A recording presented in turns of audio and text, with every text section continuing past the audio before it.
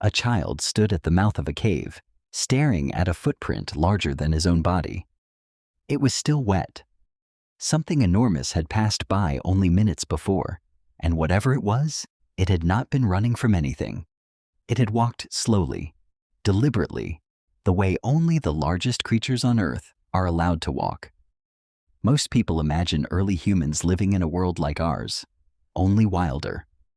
Smaller animals, familiar shapes, a landscape that looks, more or less, like a nature documentary filmed today. That world never existed. For most of human history, our ancestors did not share the planet with deer and rabbits and foxes.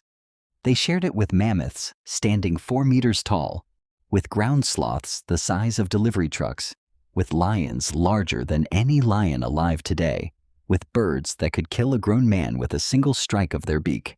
This was not a fantasy world.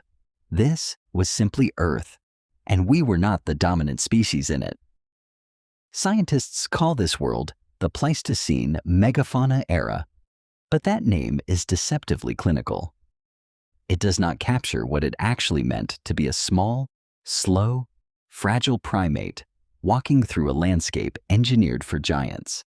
Picture a single evening, 60,000 years ago, somewhere in the grasslands of what is now Europe. A small band of humans crouches low behind a ridge, watching a herd of woolly mammoths move across the horizon. The ground itself seems to answer their footsteps. Dust rises in slow, rolling clouds. The temperature in the air seems to shift with their breathing. These humans do not see monsters. They see food, danger, weather, and time, all wrapped into a single moving shape. Every decision they make tonight will be shaped by the presence of these giants. Where they walk, where they sleep, whether they light a fire, and how large, whether they speak or stay silent. The mammoths do not know they are being watched. The humans know that not knowing is a luxury they cannot afford.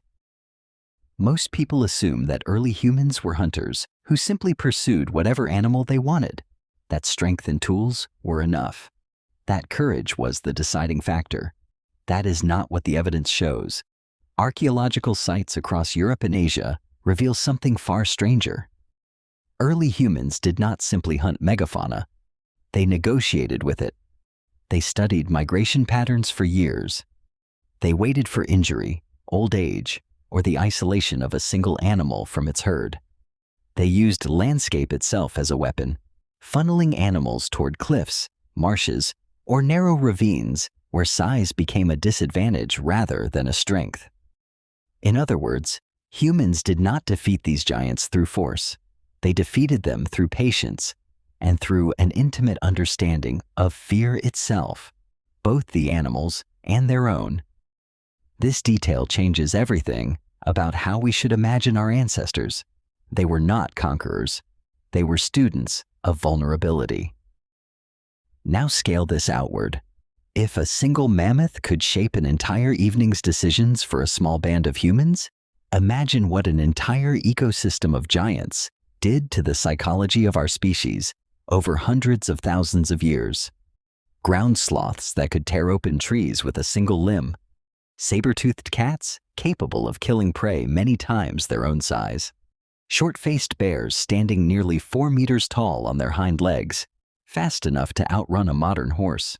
Giant birds in isolated regions that had no fear of humans at all, because nothing on the ground had ever posed a threat to them before. Humans were not walking through a hostile world by accident. They were walking through a world where almost everything alive was larger, stronger, and more dangerous than they were.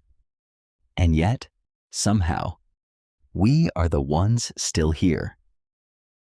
This is where the story stops being about animals and starts becoming something else entirely. Researchers studying the psychology of prey species have noticed something unsettling about human cognition. Unlike most animals, which react to threats only when they appear, humans developed the ability to imagine threats that were not currently present, to simulate danger before it happened, to feel fear in the absence of an actual predator. Scientists still debate exactly why this trait evolved so strongly in our lineage. But one leading explanation is unavoidable. We evolved this way because for hundreds of thousands of years we needed to. Living surrounded by animals capable of killing us instantly did not just shape our tools or our hunting strategies. It shaped the architecture of our minds. Every anxious thought a modern human has ever had, alone at night, imagining danger that isn't there, may be an inherited echo of a world where imagining danger before it arrived was the only reason your ancestors survived to have children at all. And then, the giants began to disappear. Not all at once, not in a single dramatic collapse, but slowly, unevenly, across tens of thousands of years, in a pattern scientists are still trying to fully explain. Climate change played a role. Shifting ice, changing vegetation, disappearing habitats. But there is another pattern in the data that researchers cannot fully ignore. Wherever humans arrived on a new continent, megafauna extinctions followed within a strikingly short window of time. In Australia, in the Americas. On isolated islands, where giant birds and giant lemurs had lived undisturbed for millions of years before a single human footprint ever appeared on the shore.